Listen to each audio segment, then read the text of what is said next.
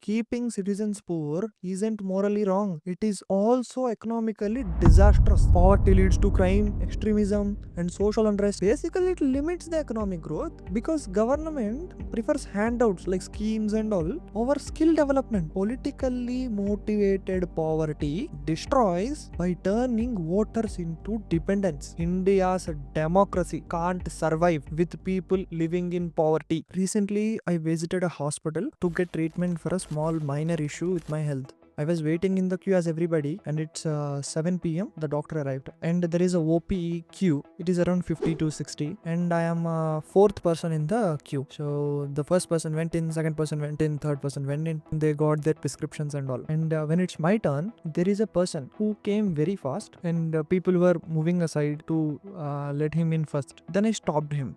There are 50 people in the line, in the OP queue. So why should he go in first to get the appointment of the doctor even though his name is not on the list? Here there are many things to blame.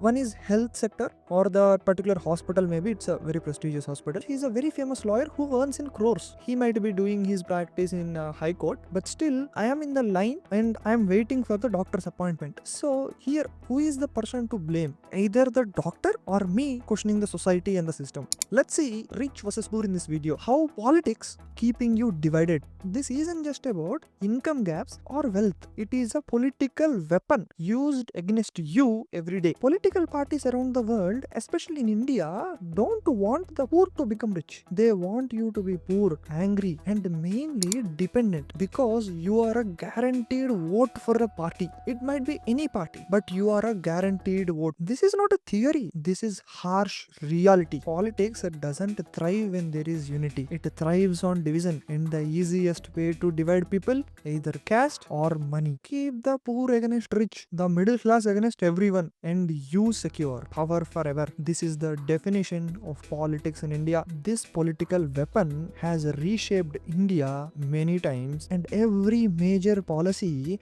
is affected because of this wealth politics. Today we are going to expose their game regarding the wealth politics. Let's debate about this topic in episode 13, Rich versus Poor. How politics keeping you divided. The politics of poverty. Political parties intend to fight poverty, but why are still millions of poor people exist today in India after decades of policies? Every policy is failed in India. That shows that every policy which is introduced from the date of freedom is failed in India. In 2024, India had 800 million people who are surviving on less than 150 rupees per day. The richest 1% of Indian population holds 40% of the wealth today. Election after election, promises remain empty. Why? Because poverty is not accidental. It is intentional, well-designed political tool. Political parties use just enough welfare schemes not to uplift but to trap people into permanent poverty schemes. Those schemes provide you just enough food, just enough money, never enough freedom. Why else? They doesn't teach financial literacy in schools or provide genuine self-improvement tools. For example, if you teach a student how to grow on YouTube, he can invest on himself and growth will be inevitable change you can bring in that family. How wealth divide shapes voting patterns. When elections approach, you hear a slogan, empower the poor, tax the rich, empower the poor. But what is the hidden reality here? In 2025, politicians promised universal income. Taxes on essential goods increased quietly. Middle class families now pay nearly 40% of their income as a tax to the government in form of indirect tax. We will have a tax episode separately, but direct tax is something where you pay as income tax or cess or anything,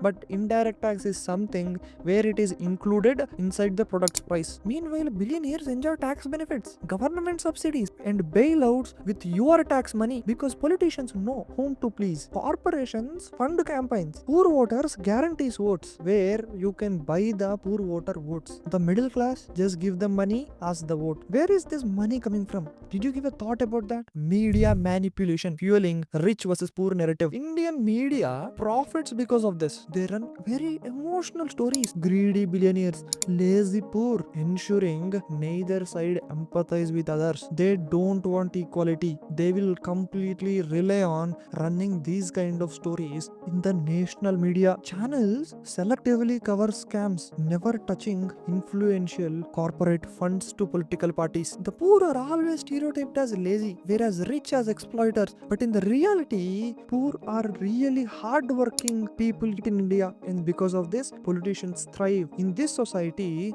no one questions the real issue. This isn't just Indian phenomena. Look globally. USA. Democrats use the rich versus poor context there to secure votes, promise taxes on wealthy people, yet rarely they do the real reforms. And Europe follows USA. Welfare states create dependency, keeping citizens to rely on the government handouts rather than economic freedom. Division by wealth is universal because it's one of the effective division that a government can do. It distracts people from corruption, bad governance, or incompetence, or anything. People won't be questioning because you are divided into you're fighting between yourselves. Keeping citizens poor isn't morally wrong. It is also economically disastrous. Poverty leads to crime, extremism, and social unrest. Basically, it limits the economic growth because government prefers handouts like schemes and all over skill development. Politically motivated poverty destroys by turning voters into dependents. India's